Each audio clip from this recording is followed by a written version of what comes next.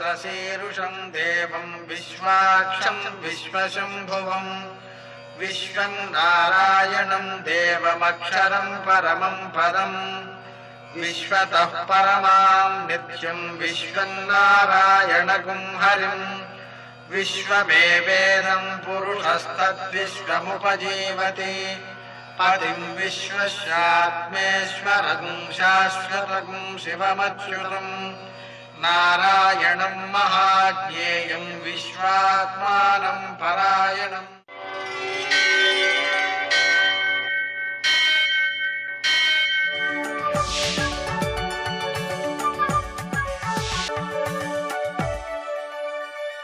सूर्यशौर्यमथेन्दुरिन्द्रपदवी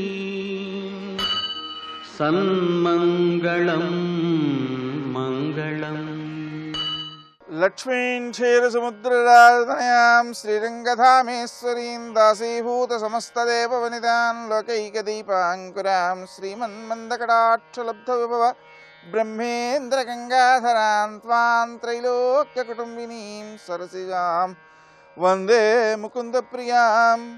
सिद्धलक्ष्मीर्मोक्षलक्ष्मीर्जयलक्ष्मी सरस्वती श्रीलक्ष्मीर्वरलक्ष्मीश्च प्रसन्ना मम सर्वदा।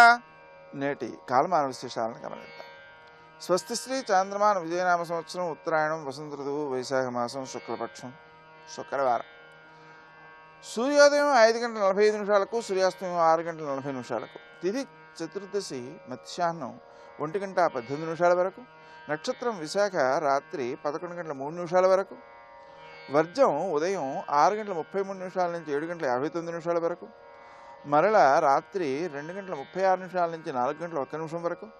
దుర్ముహూర్తం ఉదయం 8:20 నుంచి 9:12 వరకు. మరల మధ్యాహ్నం 12:35 నుంచి 1:30 వరకు. అమృతకాలం మధ్యాహ్నం 3:10 నుంచి 4:36 వరకు. రాహుకాలం శుక్రవారం కాబట్టి ఉదయం 10:30 నుంచి 12 గంటల వరకు. నేటి విశేషం మాయాముక్తావధూత దత్తావతారం, అలాగే కూర్మ జయంతి. దత్తావతారాలు చాలా ఉన్నాయి, వాటిలో ఇదొకటి. మాయను విడిచిపెట్టడానికి ఇది బాగా ఉపకరిస్తుంది. అంటే దత్తాత్రేయుని మనం ఈరోజు పూజించడం ద్వారా మాయను అధిగమించడం జరుగుతుందన్నమాట. అలాగే కూర్మావతారం మతాంతరం అనుకోండి. ఈ కూర్మావతారాన్ని మనం ఈరోజు పూజించడం ద్వారా ఏమవుతుంది అంటే వ్యక్తికి స్థిరచిత్తం ఏర్పడుతుంది. సామాన్యంగా పిల్లల్లో చదువు మీద మనసు నిలబడకపోవడం, స్థిరంగా నిలకడగా ఉండకుండా అటు ఇటు తిరుగుతూ ఉండడం లాంటి లక్షణాలను జయించటానికి, అలాగే స్థిరంగా కూర్చొని చదువుకోగలగడానికి, మనస్సుని లగ్నం చేయగలగడానికి, అలాగే ఆధ్యాత్మిక ప్రయత్నాలలో మనసు చంచలంగా పలు విధాలు పోతూ ఉంటే అలా పోకుండా ఏకాగ్రమై పరమాత్మ యందు నిలబడడానికి మంత్రోపాసనలో ఉపాసన ద్వారా వ్యక్తికి మనసు మంత్రమునందు, దైవమునందు, అలాగే ఆ ఆత్మయందు, గురువు యందు ఏకాగ్రమైనటువంటి ఏకాత్మ భావన నిలబడడానికి వీటన్నిటికీ కూడా ఈ కూర్మావతారాన్ని పూజించడం చాలా బాగా ఉపకరిస్తుంది. నేటి ఆణిముత్యాలు.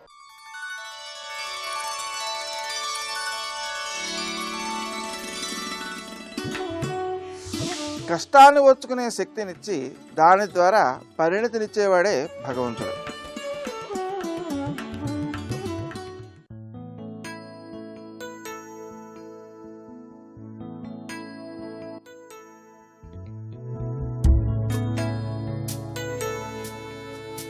ఓ ఆనందం, ఓ విషాదం, ఏది జరిగినా కర్మ అనుకుంటారందరూ. కానీ ఏమీ జరగకూడదనే భయంతో వాస్తవాలకి దూరంగా ఉండడమే నిజమైన కర్మ.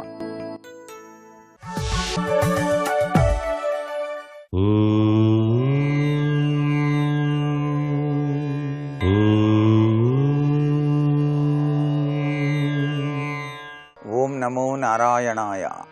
ఓం నమః శివాయ. శ్రీమాత్రే నమః. దానం అనేటువంటిది ఓ గొప్ప ధర్మం. అంపశయ్యపై పరుండి ఉన్నటువంటి భీష్మాచార్యుల వారి వద్దకు ధర్మరాజు వెళ్ళి దానం యొక్క గొప్పదనం ఏమిటి అని చెప్పేసి అడిగినప్పుడు ఆయన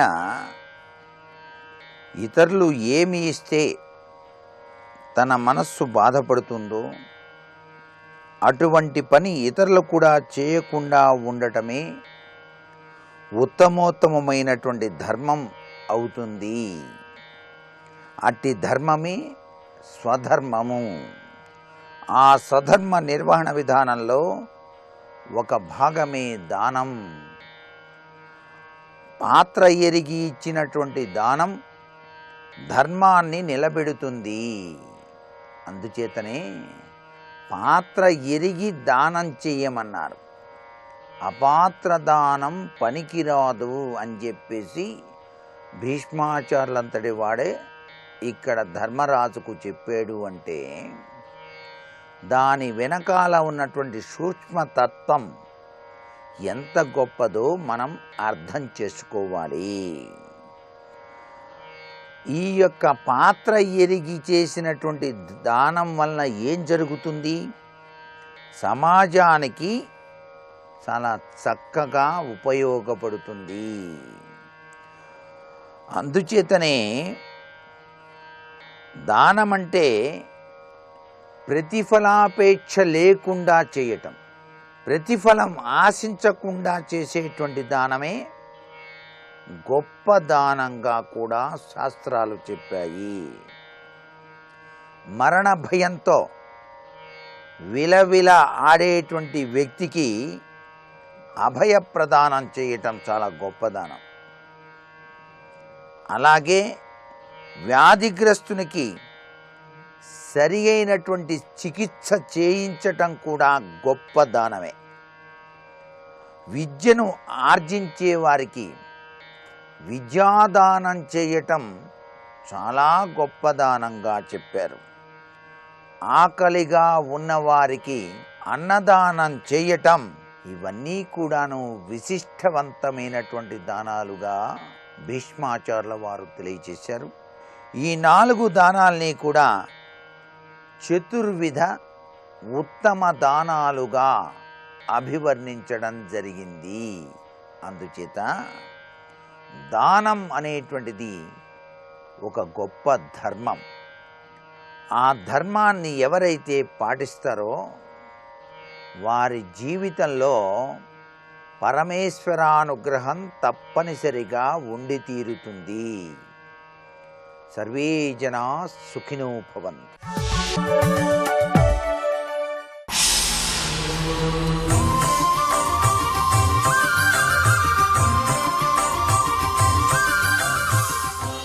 శతక సాహితీ సరస్వతికి నమస్కారం.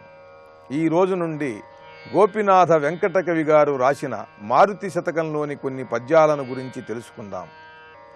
ఈ గోపినాథ వెంకటకవి గారు ఎన్నో కావ్యాలు రాశారు. వాటిల్లో వీరు రాసిన రామాయణ మహాకావ్యం చాలా ప్రాచుర్యంలో ఉన్నది మన తెలుగుదేశంలో. పవనాభస్యదమొప్ప నీవు కడిమిన్ పాధోనిధిందాటుచో భవదీయోరు భుజోరు వేగజనితా భంగోర్మికాజాలముల్ దివితోరాయ ఘుమంఘుమార్భటులు దిగ్దేశంబులన్ పర్వ పత్రవహేంద్రుండని భీతిలెన్ ఫణులు పాతాళంబునన్ మారుతి. ఓ ఆంజనేయ స్వామి, పవనాభస్యదమొప్ప నీవు కడిమిన్ పాధోనిధిందాటుచో, వాయువేగంతో సముద్రం పైన రామకార్యం కోసం నీవు మహావేగంగా వెడుతున్నప్పుడు భవదీయోరు భుజోరు వేగజనితా భంగోర్మికాజాలముల్, అక్కడ ఉన్నటువంటి ఆ వాయుమండలాన్ని ఛేదించుకుంటూ మహావేగంతో నీవు వెడుతున్నప్పుడు నీ భుజముల నుండి, తొడల నుండి, నీ శరీరం నుండి ఏర్పడినటువంటి తీవ్రమైన గాలుల తాకిడి చేత భంగోర్మికాజాలముల్, అక్కడ కల్లోలమైపోయిన ఆ సముద్రమంతా కూడా పెద్ద పెద్ద అలలతో ఆకాశాన్ని తాకుతున్నదా అన్నట్టుగా ఉంటే, దివితోరాయ ఘుమం ఘుమార్భటులు దిగ్దేశంబులం పర్వ. ఆ సముద్రమంతా కల్లోలమైపోయి నీ నుండి పుట్టినటువంటి గాలికి పెద్ద పెద్ద అలల తాకిడితో ఆకాశాన్ని తాకుతున్నట్టుగా ఆ అలలు ఎగిసి పడుతుంటే, ఆ శబ్దాల వల్ల దిక్కులన్నీ భయభ్రాంతులకు లోనవుతుంటే, పత్రవహేంద్రుండని భీతిలెన్ ఫణులు, నిన్ను చూసి ఆకాశ మార్గంలో వెడుతున్న నిన్ను చూసి ఈ అలలు అటూ ఇటూ కూడా ఎగసి పడుతుంటే, ఈ సముద్రంలో ఉన్న పాతాళంలో ఎన్నెన్నో కూడా సర్పాలుంటాయి. ఆ మహాసర్పాలన్నీ కూడా, ఆ మహాసర్ప సమూహం, ఆ పాముల గుంపు నిన్ను ఆకాశంలోంచి వెడుతుండగా చూచి పత్రవహేంద్రుండని భీతిలెన్, గరుత్మంతుడు వెడుతున్నాడు ఈ పైనుండి. ఆయన రెక్కల తాకిడికి వచ్చినటువంటి గాలి వల్ల ఈ సముద్రం చెల్లాచెదరైపోయి అటూ ఇటూ చీలిపోతే, ఆ రెక్కల గాలి వల్ల ఈ సముద్రం లోపల ఉన్న మనల్ను ఆ గరుత్మంతుడు కబళించటానికి వస్తున్నాడు అని భయపడి ఆ సర్పాలన్నీ కూడా భయపడుతున్నాయ్యా. అంత వేగంగా నువ్వు ఈ సముద్రం మీద నుండి వాయువేగంతో రామకార్యాన్ని నీవు సాధించడానికి వెడుతున్నావు. అటువంటి నీ మహాస్వరూపానికి నమస్కారం అంటూ వాల్మీకి రామాయణంలో ఆ హనుమంతుడు సముద్రం పైన ఎలా వెడుతున్నాడో ఎంత చక్కగా వర్ణించాడో ఆ భావాన్ని తీసుకుని తెలుగులో చాలా చక్కగా వర్ణిస్తూ హనుమంతుని పైన చక్కని భక్తిని ప్రకటిస్తూ చక్కని శైలిలో మంచి పద్యాలు రాసి మనకు అందించిన గోపినాథ వెంకట కవి గారి మారుతి శతకంలోని మరి ఒక పద్యాన్ని గురించి రేపు ఉదయం తెలుసుకుందాం. జై వీరాంజనేయ.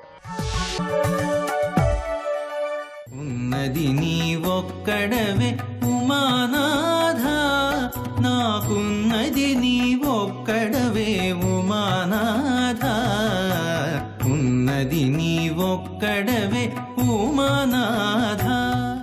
ఆద్యంతమంగళమజాత సమాన భావం ఆర్యం తమీశమజరామరమాత్మదేవం పంచాననం ప్రబల పంచ వినోదశీలం సంభావయే మనసి శంకరమంబికేశం. శివాయ గురవే నమః. శ్రీమాత్రే నమః. శ్రీ విష్ణురూపాయ నమః శివాయ.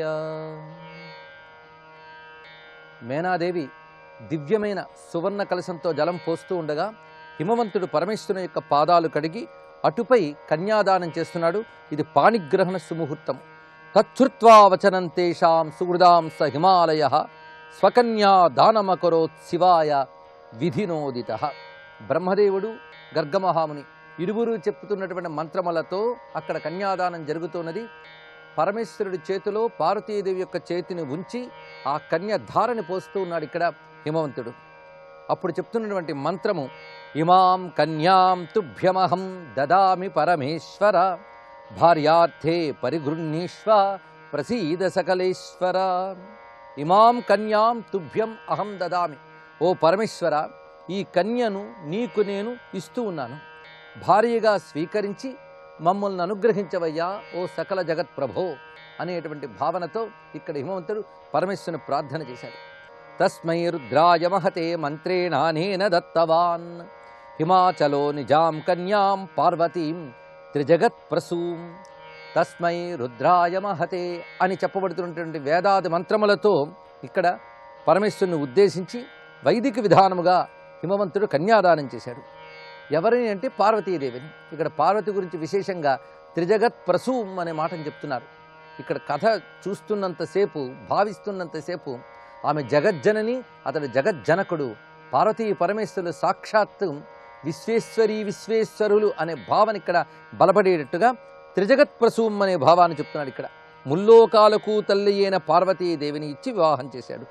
ఇత్థం శివాకరం శైల శివహస్తే నిధాయ చ మూదోతీవ మనసి తీర్ణ కామ మహార్ణవ. శివాకరం, శివ అనగా ఇక్కడ పార్వతీదేవి, ఆమె యొక్క చేతిని శివుని యొక్క హస్తములో ఉంచి హిమవంతుడు కామ మహాసముద్రాన్ని దాటాడు అన్నారు ఇక్కడ. ఇది చాలా భవ్యమైన భావనతో కూడి ఉన్నది. మనసి తీర్ణ కామ మహార్ణవ, కామమనే మహాసముద్రాన్ని దాటిపోయాడు అన్నారు. ఎందుకంటే కామం ఒక సముద్రంతో పోల్చబడింది.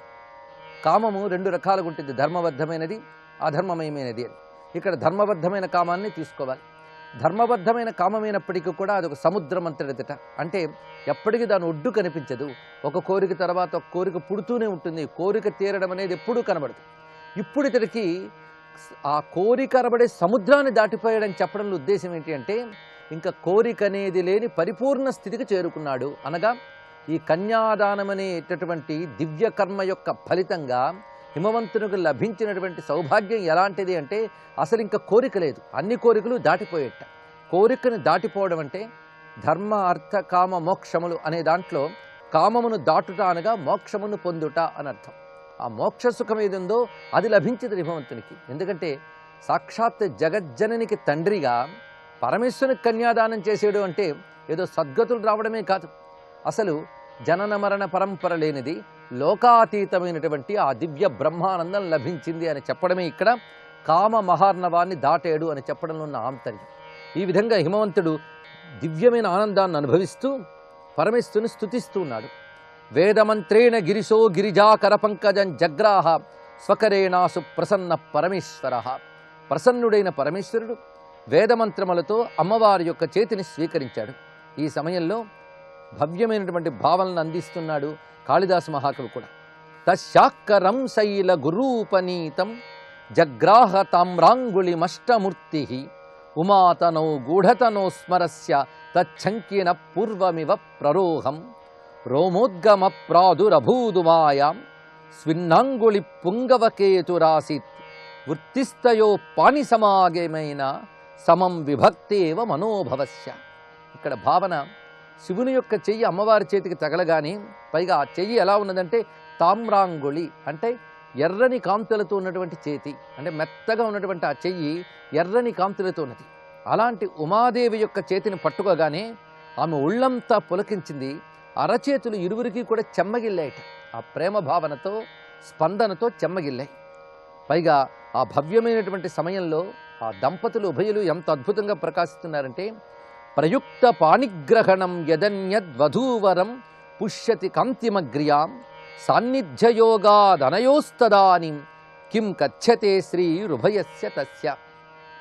ఇక్కడ కాళిదాసు ఆలోచించదగిన అద్భుత భావాన్ని అందిస్తున్నారు.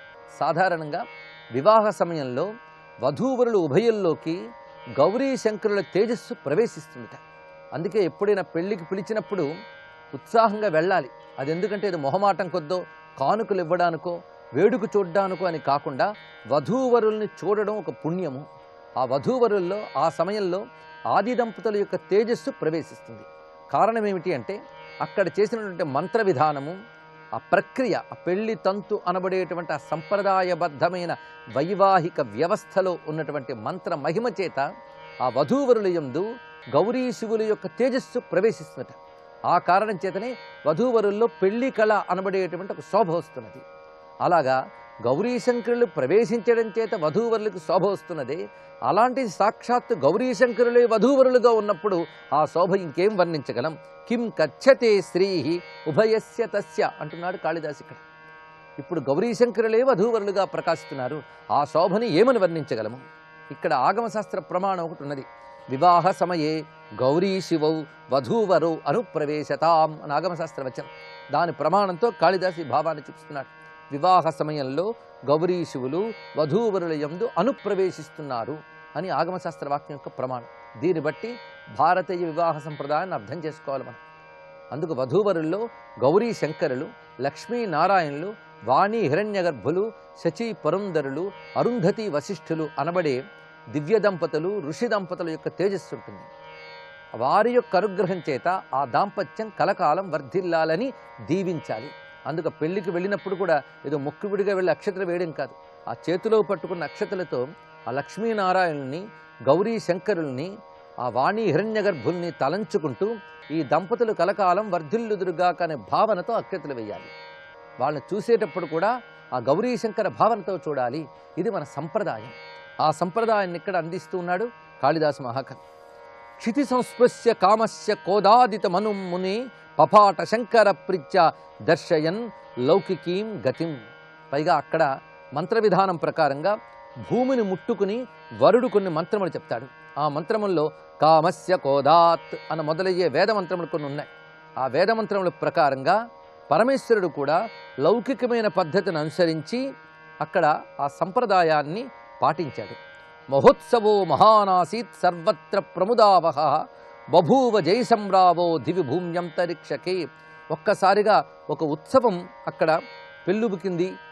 మహాదానందంతో జయ జయధ్వానములు భూమి యందు అంతరిక్షమునందు ధ్వనించాయి. ఆ తర్వాత మంగళసూత్ర ధారణ. ఇది మనకి శివపురాణాదుల్లో కనబడకపోయినప్పటికీ కూడా దక్షిణాత్య సంప్రదాయ ప్రకారంగా మంగళసూత్ర ధారణను కూడా ఇక్కడ వర్ణించే కొన్ని గ్రంథములు. పైగా కామేశబద్ధ మాంగళ్య సూత్ర శోభిత కంధర అనే పురాణ వాక్యం మనకి ప్రసిద్ధిగా ఉన్నది.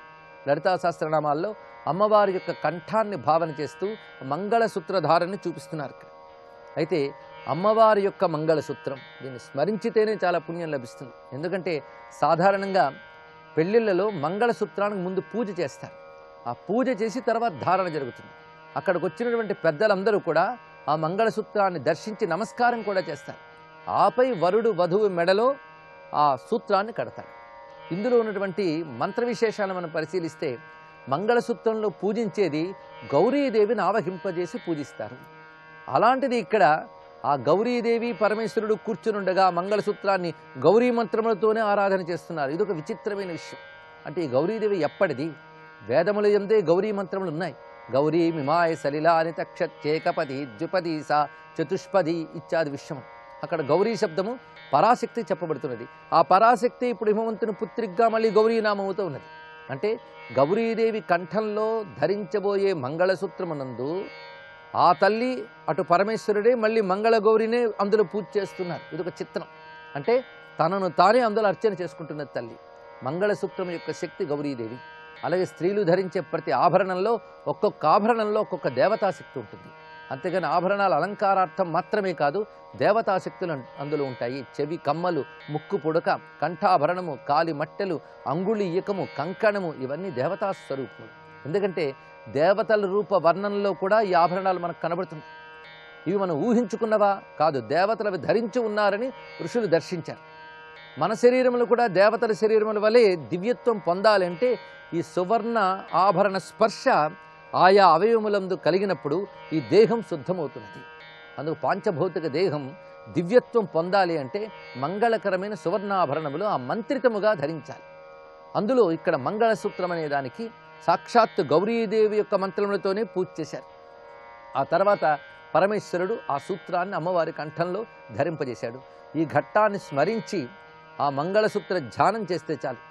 అంటే మంగళసూత్రాన్ని ధరించిన అమ్మ కంఠాన్ని ధ్యానించాలి. ఇక్కడ అదే కామేశబద్ధ మాంగళ్య సూత్రశోభిత కంధర అని చెప్పబడుతుంది. పరమేశ్వరుడు కట్టినటువంటి మంగళసూత్రము.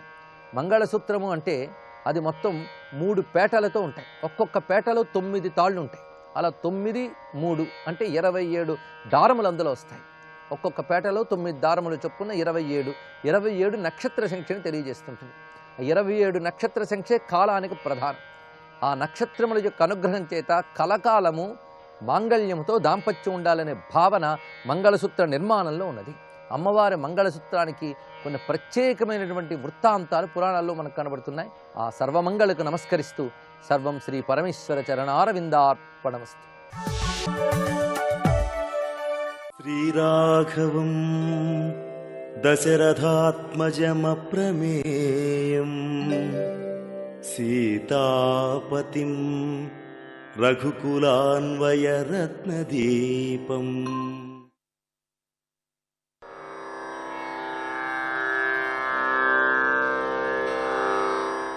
రాజవంశాన్ శతగుణాన్ స్థాపయిష్యతి రాఘవః చాతుర్వర్ణ్యం చ లోకేస్మిన్ స్వే స్వే ధర్మే నియోక్ష్యతి. రాముడు క్షత్రియులకు రాజ్యాలిచ్చి 100 వారి వంశాలను వృద్ధి పొందించాడు. 4 వర్ణాల వారిని వారి వారి ధర్మాలను ఆచరించేటట్లు నియమించగలిగాడని తాత్పర్యం. శ్రీరాముడు అనేక మంది చేత రాజ్యాలను స్థాపింపజేస్తాడు. సామంతరాజులు శ్రీరాముడిని సేవిస్తారు. పరశురామావతారంలో క్షత్రియులు భూమండలమంతా నిండిపోయారు. వారిలో కొంతమంది దుర్మార్గుల వల్ల రాజ్యంలోని ప్రజలు బాధపడసాగారు. పరశురాముడు తన తండ్రిని క్షత్రియుడు సంహరించాడనేటువంటి నెపంతో అధర్మపరులు దుట్టులైన రాజుల సంగతి కూడా గమనించాడు. 21 మార్లు భూమి చుట్టూ తిరిగి రాజు అనేవాడు లేకోకుండా చేసేశాడు. దానితో క్షత్రియ వంశం అంతరించిపోయింది. అక్కడక్కడున్నటువంటి రాజులు పరశురాముడికి భయపడి మునుని చెంతకు చేరి తలదాచుకున్నారు. ఆయుధాన్ని ధరించి దేశాన్ని ప్రజలను రక్షించాలి అనేటువంటి తమ ధర్మాన్ని విడిచిపెట్టేశారు. అందుచేత భూమండలమంతా రాజులేని రాజ్యాలైపోయాయి. ప్రతి చోట దుర్మార్గులు ప్రబలిపోయారు. ఇక ఎవరు వాళ్లకు దండన చేసేటువంటి లేరు. దుష్టులు విచ్చలివిడిగా సంచరించి అందరినీ బాధించుస్తున్నారు. ఎందుకంటే రాజులు ఉంటే అక్కడక్కడ వాళ్ళందరినీ కంట్రోల్గా చేసుకునేవాళ్ళు. వాళ్ళే అందరినీ చంపేశాడు. కొంతమంది పరిగెత్తిపోయారు. అటువంటి ప్రదేశాల్లో రాక్షసులు నివసించటానికి అనువుగా ఉంటుంది. భూమి మీద రాక్షసులు స్థావరాలను ఏర్పాటు చేసుకున్నారు. వారికి అండగా దుష్ట స్వభావం గల రావణాసురుడు నిలిచాడు. ఇక వారికి అడ్డు లేకోకుండా పోయింది. ఎదిరించిన వారి ప్రాణాలు కూడా తీస్తున్నాడు. అన్ని ప్రాంతాల్లో గల అరాచకము దుర్మార్గము నశించాలంటే ముందు ఆయా ప్రాంతాలకు రాజులు ఉండాలి. రాజులు ధర్మాన్ని పాటిస్తూ దుష్టులైన వారిని శిక్షిస్తూ ఉండాలి. అందుచేత శ్రీహరి శ్రీరాముడిగా అవతరించి ఎన్నో బాధ్యతలను నెరవేర్చవలసి వచ్చింది కదా. ఆయన రావణ వధతో పాటు ముఖ్యమైనటువంటి చాలా పనులు చక్కదిద్దవలసి వచ్చింది. తండ్రి మాట పాటించాలి, అందరికీ ఆదర్శమూర్తిగా మర్యాద పురుషోత్తముడిగా నిలవాలి, రాక్షసులను సంహరించాలి, ధర్మాన్ని స్థాపించాలి, పతితులను పక్షులను ఉద్ధరించాలి, యజ్ఞయాగాదులను ఆచరించేటట్లు కూడా చేయాలి, 4 వర్ణాల వారిని కాపాడాలి. రాముడు ఈ పనులన్నీ చేయాలి కదా. అందుచేత శ్లోకంలో శ్రీరాముడు 100 రెట్లు క్షత్రియులను వృద్ధి చేస్తాడు అని చెప్పబడింది. 4 వర్ణాల వారిని కాపాడటం ద్వారా వారి వారి ధర్మాలను ఆచరింపజేస్తాడు. విప్రులు వేదంలో చెప్పినట్లుగా కర్మ మార్గాన్ని ఉపదేశిస్తూ మిగిలిన వారిని నడిపిస్తూ ఉంటాడు. వాళ్ళు ఎప్పుడూ అట్లే ఉంటారు కదా. కష్టాలు ఎదురైనప్పుడు, నష్టాలు కలిగినప్పుడు పరిస్థితులను ఎలా ఎదుర్కోవాలో చెబుతూ కూడా ఉంటారు వాళ్ళు. ఈ సందర్భంలో మానవులు ఆచరించవలసిన సాధారణ ధర్మాలను మనం తెలుసుకుందాం. ఏమేమి అనేది: సత్యం, దయ, తపస్సు, శౌచము, శిక్ష, ఈక్ష, శమము, దమము, అహింస, బ్రహ్మచార్యం, త్యాగం, దానం, స్వాధ్యాయము, ఆర్జవము, సంతోషము, భగవద్భక్తులకు సేవ, ప్రవృత్తి కర్మల నుండి నెమ్మదిగా నివృత్తి చెందటం, అభిమానంతో చేసే పనులు నిష్ఫలాలని గ్రహించటం, మౌనం, ఆత్మవివేకం, ప్రాణాలకు తగిన అన్నదానాలను ఇవ్వటం, అన్నాదులు, సర్వభూతాల యందు భగవంతుడున్నాడనేటువంటి జ్ఞానం కలిగి ఉండటం, మహాత్ములను ఆశ్రయించటం, భగవంతుని గుణాలను వినటం, కీర్తించటం, స్మరించటం, ఆయనను సేవించటం, పూజించటం, నమస్కరించటం, దాస్యము, సఖ్యము, ఆత్మసమర్పణము, ఇవన్నీ కూడా మానవులు ఆచరించవలసిన సాధారణ ధర్మాలు. ఈ ధర్మాలను విప్రులు ఎప్పుడు కూడా చెప్తూ ఉంటారు. క్షత్రియులు దేశానికి ప్రజలకు ఎలాంటి ఆపద కలగకోకుండా చూస్తారు. వ్యాపారులు వాణిజ్యాన్ని చక్కగా నిర్వహిస్తూ ద్రవ్యోల్బణాన్ని నియంత్రిస్తూ ఉంటారు. 4వ తరగతి వారు పైన 3 తరగతి వారి పనులను సాధించి పెడుతూ ఉంటారు కదా, వారికి సహాయపడుతూ తమ ధర్మాన్ని నెరవేరుస్తారు. ఇలా 4 వర్ణాల వారిని కూడా రాముడు నియమిస్తున్నాడు. రామ రాజ్యపాలన గొప్పది కనుకనే రాజ్యంలోని వారే కాక భూమండలమంతా శ్రీరాముణ్ణి చూసి తరించింది. అటువంటి రామరాజ్యం. సీతారామాభ్యాం నమః.